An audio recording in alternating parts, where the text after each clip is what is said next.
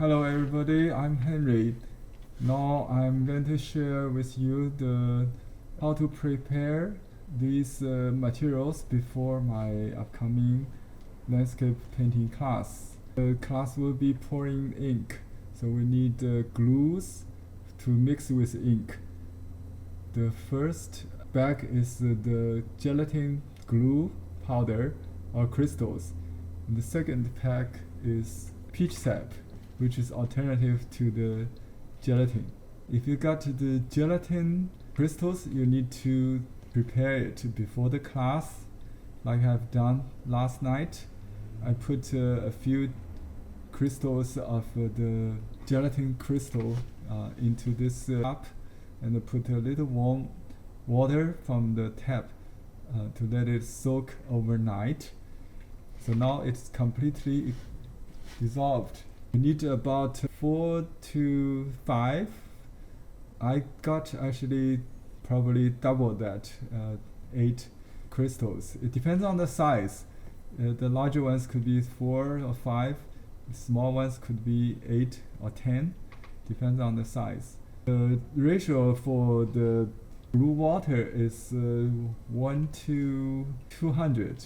So it's pretty thin later, but at first you want to dilute it into maybe 1 to 10 or 1 to 20, and then you add water to dilute it 10 times, like I'm doing next. I'll use warm water from this bottle. It's drinkable warm, so it's not very hot, just warm. Not boiling water for sure, because that will destroy the thickness. So that's pretty concentrated still, but it will mix with the ink 1 to 3 proportion later. You can stir it to make it even. You can feel the stickiness, but it will be diluted with ink. So you need to prepare this before the class if you use gelatin. If you use sap glue, peach sap glue powder, you need only to add some warm water before or during the class. It doesn't take that much time to soak, and we'll do that in the class. So next I'm going to prepare the ink. I'm using bottled ink. Instead of using the ink stone, I'll use a dish so you can see. And I put maybe a teaspoon of ink. I think that's enough. We need only one load with large brush to do one painting. So and then you add 1/3 teaspoon of this glue water. Don't have to be so scientific, or I think in this case might be half teaspoon, something like that. So stir it to make it even. Make sure the stirrer is clean if you're going to reuse it with other colors. Now we can start to apply the ink to see how it works. Now I'm going to show you how to do the alum, which will not take that much time later. So here is a piece of unsized Schuan rice paper, dry mounted on a drawing paper. I prepared with a silicone adhesive film, heat activated silicone adhesive. And I use a piece of plexiglass to protect the table surface. Otherwise, you got stains still, because the silicone may not be waterproof. Also, there might be ink going outside the painting. I will show you why we need this piece of plexiglass. And you also need that to manipulate the painting to create the flow. I'm preparing a water spray. I just sprayed some water. You can see some water drops on the paper to relax it and to make it flat. Stay put on the plexiglass. You can spray maybe half of the paper, not completely soaked, to leave room for the ink. I'm using the Jianai Qian to Picasso wolf hair brush. Actually, it's made of ox ear hair. It's a very soft, stiff, very long bristle, very flexible brush, very soft. See, and I dried the the brush after soaking to make sure there's no extra moisture in it. And I completely load the brush with this ink and the glue mixture that we just did with gelatin glue and the ink. And then start from the half of the paper in the middle part to do mountain peak. It still expand, but not as much as without the glue, I hope. This is absorbent paper. You can use the sized paper, but it would be a different, less sensitive to dry brush. The contrast between wet and dry is very sensitive in this. And I use just a soft brush next to do the light ink mountains behind. I'm picking some inexpensive brush. This is a piston water brush, soft one, and I load the brush with water. You can see how much water in it. I take it back. So it's not a dry brush or thirsty brush this time.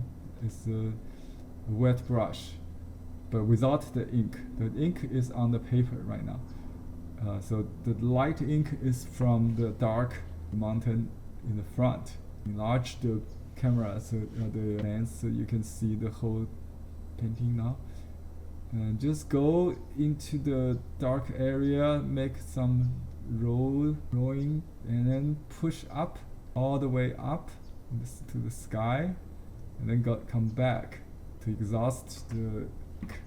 May fill in the gap, and exhaust the load if you wish on the other part of the background.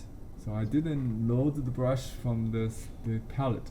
I just used the dark ink as the source for light ink. Next, I'm going to show you how to prepare the mineral green colors. I tried to prepare last night with pigments from a dried tube. Let me show you what I got here. The Marie's Chinese painting colors tend to dry in the tube because of the natural pigments in it. So I try to recycle them without throwing them away. You can still use them for this painting. Is perfect. The dry pigment in the tube I just got from the peel off the tube and just put it in the plastic. I leave a little part on top for easy identification and to hold it. And you can see the pigments tend to sink again overnight, so you don't have to prepare it before the class. You can do it right in the class. I show you how to do it. Let me put on a tool. It's a finger glove. You can get this on Amazon. They use it to counting dollar bills. You can use bare fingers if you don't care. To grind the ink, your finger is the best grinding tool. You just grind it on the bottom of the saucer. The plastic may be too soft, so I do it on the ceramic saucer. So you need to prepare some saucers for this purpose to mix different colors. Now we're going to mix alum with water. I use an empty yogurt bottle or a cup, and I open this alum powder. I'll add 2 grams, maybe 1. I'm not sure. It's just a pinch of that, and add 10 to 20 times of water to dilute it. I use warm water. You can use tap water. It should be fine. Not hot boiling water necessary for alum. And just stir it to melt. It's very easy to melt. The powder is very fine, so it's easy to do. And add some to this ink color, the mineral color, with mineral green. And you want a thicker color to start with because the water, the alum, will further dilute it. So I grind some more color into it because it's already too thin. The consistency we are looking for is like natural whole milk or even cream milk before you adding the alum. I just use this like a color stick, grinding it on the bottom of the saucer to some more pigments to it. The pigment comes with gelatin as binding, so alum will help to separate the gelatin in the pigment to create a granulation effect, degummed the color. I mark this bottle so it's to differentiate from the other bottle of glue because they all look transparent. I think it's still too thin, and I'll tell you in a moment how to make a judgment on the consistency when it's ready. Use a dry clean brush, fully there's no water in it because if you have water it will dilute it. You just load fully the color mixture and color and alum mixture and see if it drops 2 to 3 drops per second. That's good to go. So not too thick, not too thin. Too thick it will be easy to move to create the flow. Too thin it will not cover the ink. So the ink, remember the ink has glue in it. We don't need to add glue to this, only alum. It has gelatin in it originally from the tube. We do not want the glue this time. We look for the texture. And you can see, wow, so nice. Looks, I think the pigments may be a little less than I expect, but I like the flow of it. This is my first attempt. We'll improve on that later. See how I manipulate the direction of the flow by laying the paper towards one corner, so it creates a diagonal movement. And to add some more saturation, I will grind some more pigment into the solution to create another puddle. Let's see how this works. Put the color inside the dark ink puddle, the dark ink stroke, not outside. Test a little drop on the. Let's try on the bottom this time.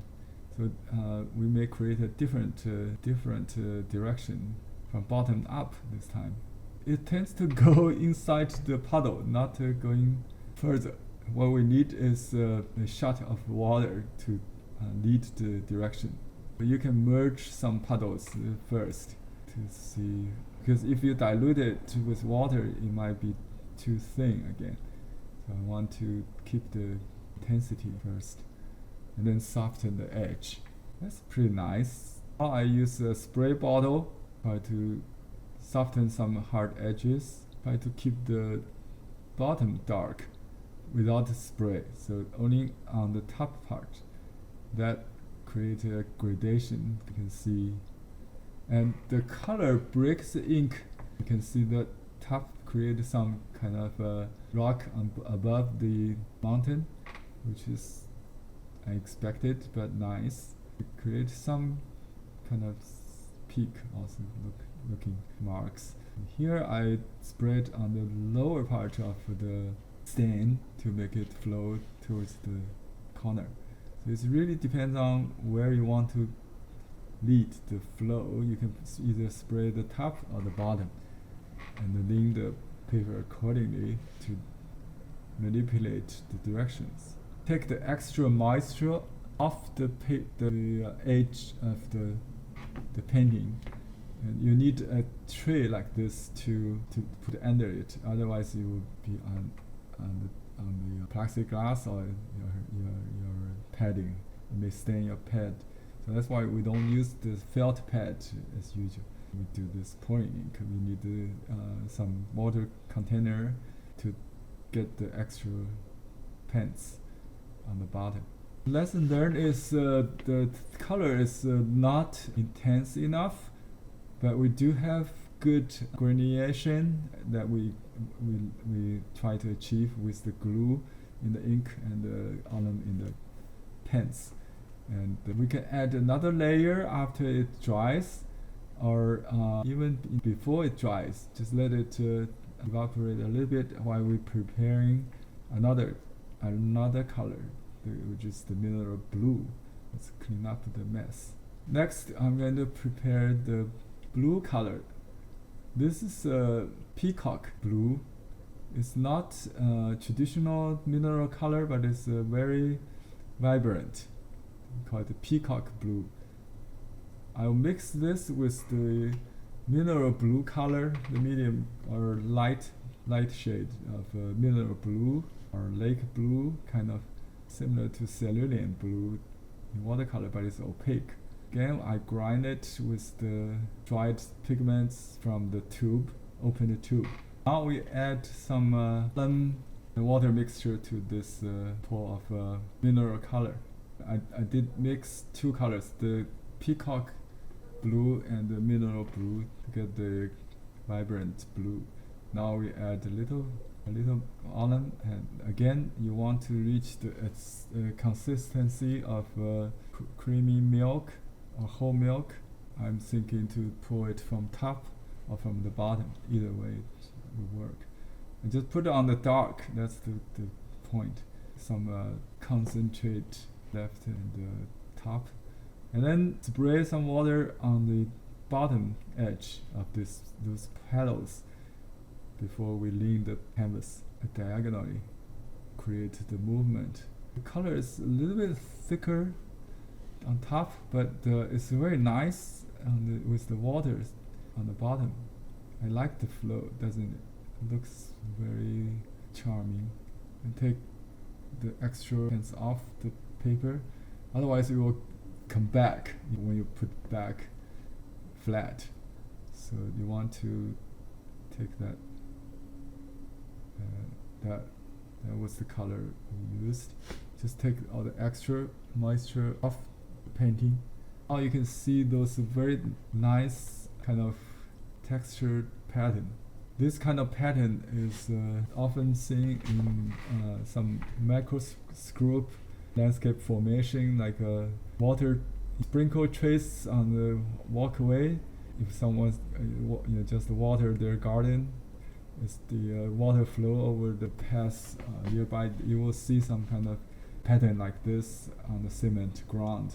Or after storm, some water stains dried and then form this kind of granulation on the stain. That's the kind of pattern we like.